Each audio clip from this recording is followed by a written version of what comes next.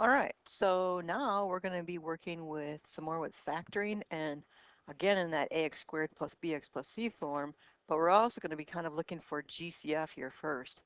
I'm going to just do a little practice one here first here, however. It says the area of a rectangle is 2x squared minus 13x minus 7. What are the dimensions of the rectangle? So sometimes with a problem like this, I like to go ahead and draw out a picture here. This is the length and this is the width. So how do I find the area of a rectangle? I have to take length times width. They didn't give me my length and my width, so I'm just going to say they gave me my area, however. So we want this to come out nicely when we do this. So let's go ahead and let's factor this because it says area there equals length times width. So we can just simply factor this, and then whatever we get in these two parentheses are our length and our width. So factoring that, if you remember, AC here ends up being your ax squared plus bx plus c. My AC there is negative 14, and my b there is negative 13. Two numbers that multiply to give us negative 14 and add to give us a negative 13 are negative 14 and 1, so those are our x's. So I'm going to rewrite 2x squared minus 13x minus 7, and I'm going to rewrite that as just the middle terms there. I'm going to rewrite those. I'm going to put down plus x minus 14x, if you want to put the 1 in there you can, and then minus 7. First two terms, last two terms, group those together. First two terms have a GCF of x. I'm left with 2x plus 1. Second two there have a GCF of a negative 7. And so I'm left there with 2x plus 1. So now I'm noticing inside the parentheses there, I have a 2x plus 1 that they share. And I'm left with the outsides, which is x minus 7. So up here, my length there, 2x plus 1. My width there, x minus 7. So what are the dimensions? Length equals 2x plus 1, and width there equals x minus 7. It doesn't matter which one you put where. Usually I try to get the, but we don't know what x is there. Generally it's going to be a positive number, so I'm thinking 2x plus 1 is going to be bigger than x minus 7. Factor each expression here, look for GCF here first. So we want to pull out whatever the GCF is first because it'll make it a whole lot easier there to factor. So looking at that first one there, I'm thinking, I think 3 goes into all of those terms. I'm going to pull a 3 out. So I'm left with 6x squared minus 11x plus 4. So I just took 3 out of each one of those terms. So now I got to factor that 6x squared minus 11x plus 4. So I'm going to work through that. 6x squared minus 11x plus 4. So working through my AC and my B here. AC there is 24. B there again, remember it's ax squared plus bx plus c. So my B there is negative 11. Two numbers that multiply to give me 24 and add to give me negative 11 would be negative 8 and negative 3. And I'm going to put my x's in there. So rewriting that, we get 6x squared minus 8x minus 3x plus 4. So I just rewrote the middle term. I left the 6x squared and the plus 4 there and just rewrote that middle term of negative 11x. So now I'm going to group the first two, group the second two, pull out my GCF of the first two there. I get 2x, and I'm left with 3x minus 4. Over here, I'm going to pull out a minus 1, and I'm left with 3x minus 4. So parentheses there, I have exactly the same thing, so that's good. And I'm left with the leftovers on the outsides, 2x minus 1. So I'm going to come over here and write this out. So I get 3 times 3x minus 4 times 2x minus 1. And we're good with that one.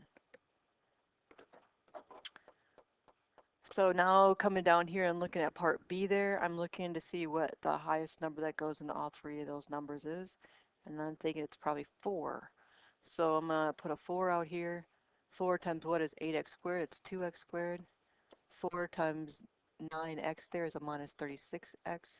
And 4 times 5 there is a minus 20. So got to factor that 2x squared. So now I've got 2 x squared minus 9x minus 5. So now I'm going to work through that one. So doing that, I'm going to do my AC and my B here. What multiplies to give me negative 10 and adds to give me the middle of negative 9 there. That would be negative 10 and 1. So my x is in there. So I've got 2x squared minus 10x plus x minus 5. Grouping them together, they have a GCF there of 2x. I'm left with x minus 5. GCF for the next two is 1. I'm left with x minus 5. GCF of those two terms is x minus 5. What am I left over with? I'm left with 2x plus 1. So I'm going to come over here, x minus 5 and 2x plus 1. So let's try another one. So our other one here, 20x squared minus 45x plus 10. It has a GCF there of 5. 5 times what is 20x squared? It's 4x squared. 5 times what is minus 45x? It's minus 9x. And 5 times what is plus 10 there? It'd be plus 2. So I'm going to factor that 4x squared minus 9x plus 2. So 4x squared minus 9x plus 2. So my AC here is 8. My B here is negative 9. Two numbers that multiply to give me 8 and add to give me negative 9. Negative 8 and negative 1. So I'm going to rewrite that middle term. I get 4x squared minus 8x minus 1x plus 2. Group the first two together, group the last two together. I'm going to pull out the GCF of 4x. I'm left with x minus 2. I'm going to pull out the GCF of negative 1. I'm left with x minus 2. So the parentheses there are exactly the same, and the leftovers are out in front for x minus 1. So I'm going to write that down, x minus 2 and 4x minus 1. So notice my answer still has that 5 pulled out in the front there. So 5 times x minus 2 times 4x minus 1 is my factored expression there.